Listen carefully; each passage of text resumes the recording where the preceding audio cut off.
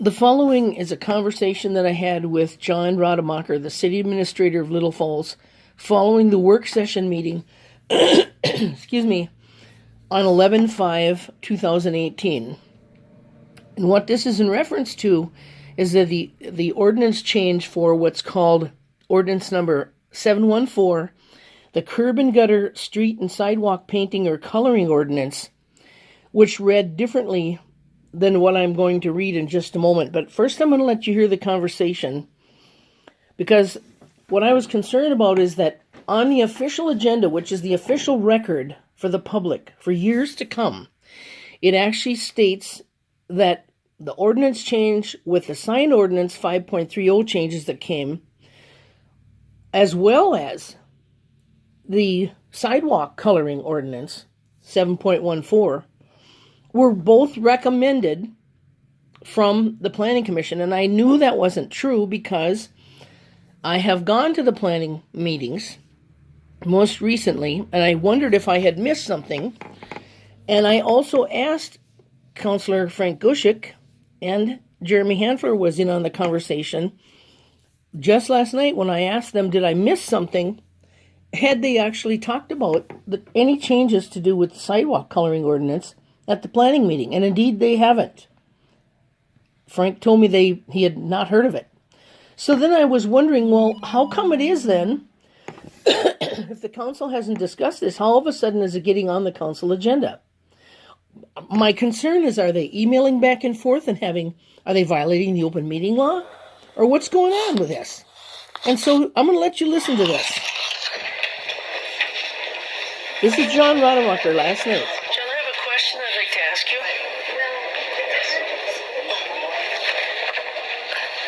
It says here that this is on here because of a recommendation of the Planning Commission.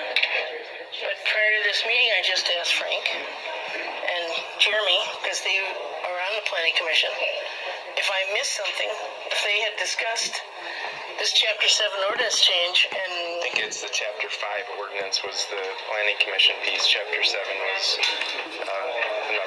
is a staff-initiated recommendation. Shouldn't it say that on here then? Oversight on our part. Right. Why would you have to list out where recommendations are coming from the Planning Commission? It's fine. Otherwise, it's staff. It's fine. Why would you have to? Well, it's just, I didn't think I had heard this discussed. That's why at the Planning Commission. And that's why I was wondering why it's stated on here that I think in the future that at least for my sake, even if nobody else cares, that should be on there so that we know how and why it's on there. And the other thing is, someone asked me recently, what is the procedure with something like this where there's an ordinance change? What prompted that? And how is the public supposed to understand what prompted that? Because it hasn't been discussed in a work session, and yet all of a sudden now this ordinance change is being introduced tonight to the council, and then there will be publications in the paper, right? Yep. For a public hearing to do with it, right? Yep. Okay.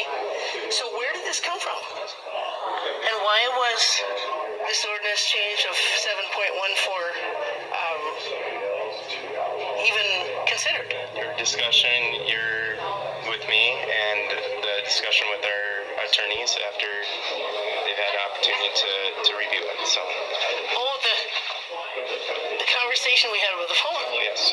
Okay. And does it also have to do with the warning letter from the ACLU? They sent a letter. I forwarded that on for their review, and this was part of our discussion. So it is part of that then. That's what I thought. Thank you. That helps.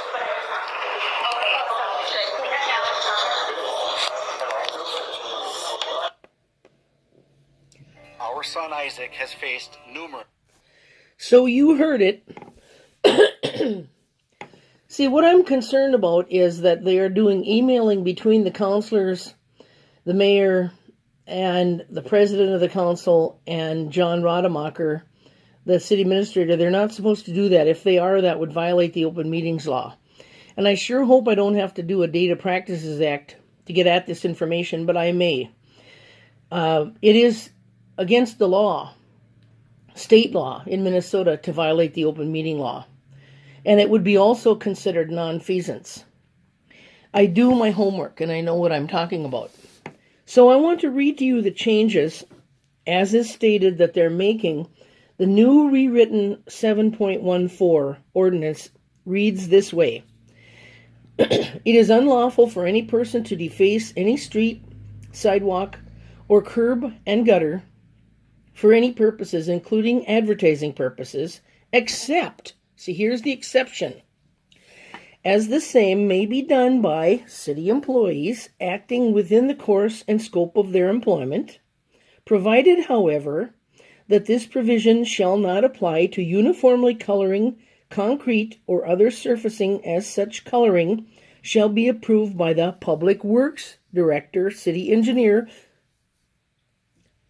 period. For the purposes of this section, the use of non-permanent and easily removable substances, including, but not limited to, chalk to temporarily letter, color, or decorate, or mark any sidewalk, shall not be considered to deface such sidewalk. Okay, now, the original version, I'm going to have to find on my other phone. I took a picture of the other one. My concern is that they're changing this in such a way, giving the power as to what can be done on the sidewalk to the Public Works Director, City Engineer, who is Greg Kimmen. And my concern about that is that with the new, next year, 2019, the Highway 27 project is going to have all the downtown Highway 27 streets all going to be torn up. And so the downtown businesses have already approached the city council, or they are suggesting it kind of behind the scenes, to waive the sign ordinance for them, to give them an exception for signage, which would be, of course, unconstitutional. You can't make exceptions to a sign ordinance because now we're talking about free speech. And if they give an exception to one, they're going to have to give an exception to everybody. So when I get the picture of the original 7.14, I will post it on the blog, on the post next to this video. And there'll be more on this, because stay tuned, because I intend to go to the meeting when they have the public hearing about this. The city continues to act in a deceptive way, and I'll tell you how. Even if it's mildly deceptive, when they don't write the correct things accurately in the council agendas, that's the preserved record for the public to go back and look years from now to find out what really happened. And if they're altering it in such a way that they're only giving part of the information, or they're not stating it accurately, like they did in this council agenda last night, which actually states, and I'm reading it right from the official agenda now, and I'll post this on there as well. Under new business 9, item number B, recommendation of Planning Commission, comma, ordinance number 12, 7th series, amend City Code chapters 5 and 7, introduced PW Director, that's Public Works Director. So they're they're causing the public to think that both of these ordinance changes, ordinance number 12 and 5 and 7, were recommended by the Planning Commission, which is not true. It's not accurate. So they've deceived the public. And I am also informed that when the agenda is incorrect, they're not supposed to pass it, but they did last night. So that's just one of the ways that the public is being deceived, and I don't like that kind of stuff. That's the kind of stuff that needs to cease. Thanks for listening, and stay tuned, because I will definitely be speaking out about this at the public hearing. Thank you.